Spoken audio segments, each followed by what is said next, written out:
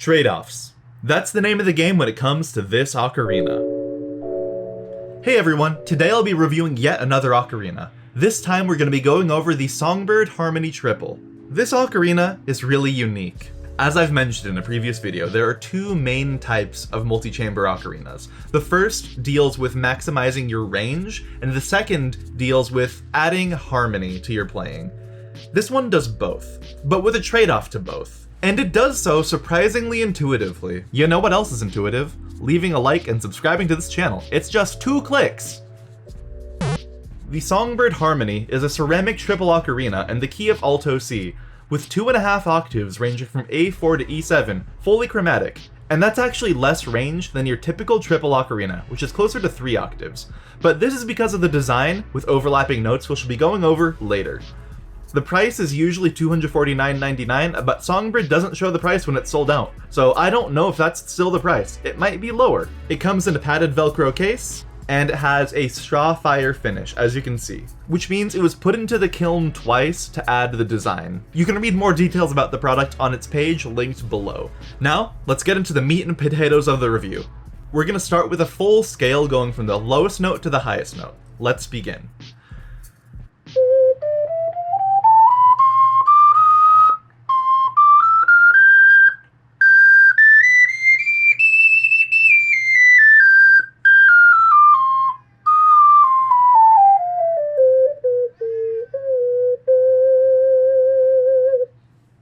My cat was meowing. You might have heard it.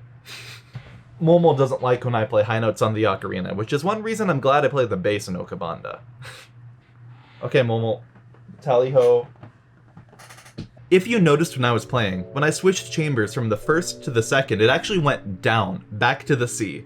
And when I switched from second to third, it sustained the G that it was on. This is intentional, and this is one of my favorite design choices about this ocarina. Hello, Momo. Each chamber has one or more overlapping notes. The first chamber can go up to an E flat at its highest note when you cover no holes, but when you cover all the holes in the second chamber, it goes back down to a C. Here's a quick demo. You can play the exact same notes on both chambers. You can even play them together. And for the most part, they're actually completely in tune with each other. If you heard any beats from notes that weren't exactly the same, that is because if you're blowing into 2 chambers and you're trying to blow the exact same note, it's hard to have perfect air pressure, but that's no big deal. It's very, very well in tune. Don't worry about it. And the second chamber goes up to a G, while the third chamber starts on a G. So they share that one note. So and now let's play them together. Perfectly in tune yet again. In addition, the fingering for each chamber is super intuitive. The second chamber mimics your right hand notes for the first chamber. So it goes C, D, E, F, G, and the second chamber also goes C, D, E, F, G. So it's extremely intuitive to pick up and play. It's different than your typical triple ocarina, so if you have muscle memory with that, you will have to do a bit of relearning, but I personally strongly prefer this because 1, I love harmony, and 2, it makes my little lizard brain a lot easier to manage when it comes to playing the C through G rather than the mystical notes of a regular triple ocarina, but that's just a preference thing. So to illustrate that these are the same notes, I'll actually double fist right here and play both at the same time. So let's begin.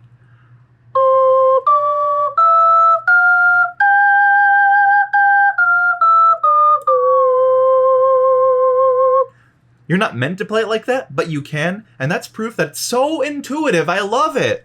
And I'll also show the left hand on the first chamber and the right hand on the third chamber are in sync.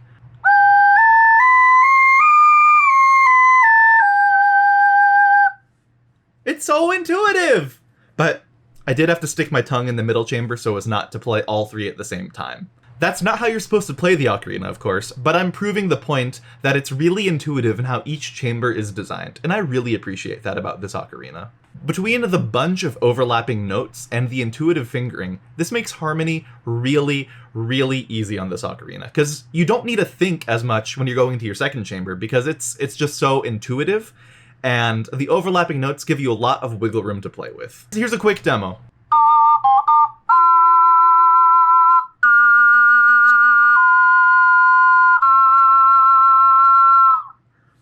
Yeah! And if you have large, flexible fingers, you can even play full chords on this between all 3 chambers. But there's only 2 viable ones, and they're not particularly viable in active play. But it's a nice gimmick. Here's a C major chord.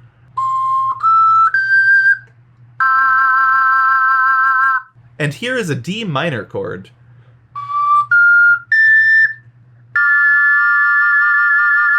Well, again, that's not how you would typically play the ocarina. It's just proof that this thing was designed with harmony in mind, without sacrificing very much range.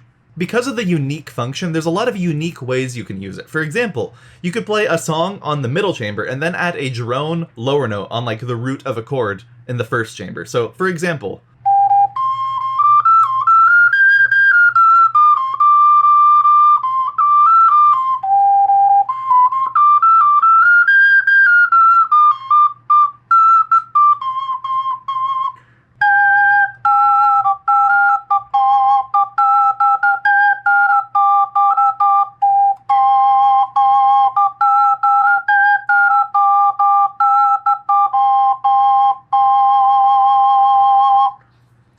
yeah!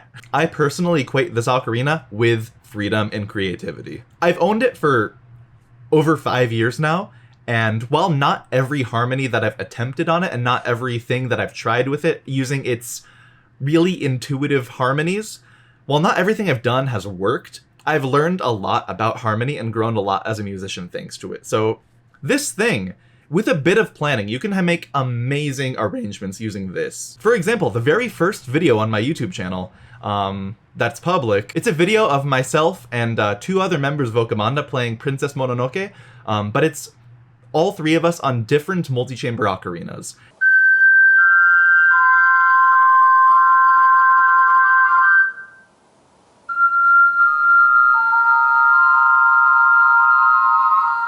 With a bit of planning and understanding how your multi-chamber ocarina works, you can make amazing, amazing creative arrangements for it. And there's very little music for that. So if you're a music arranger and you like ocarinas,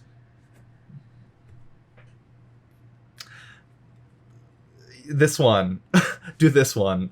But in any case, this is 100% probably my favorite ocarina that I own. It's not the one I necessarily bring with me to travel because it's ceramic and expensive and I don't want to break it if I don't need it, but this is one of my favorite things to just have on hand and just play music on because it has so many options. And for the sake of comparison, let's compare this with a 12-hole and a more typical triple ocarina. In this case, I'll be using the Imperial City Triple Bass and the Night by Noble, both of which I've reviewed in past videos. For a quick range comparison, let's start with the 12-hole.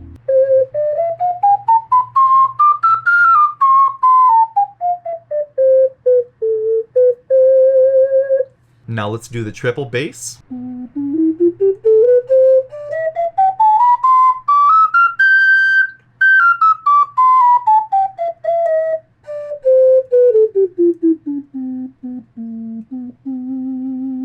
And now the harmony triple.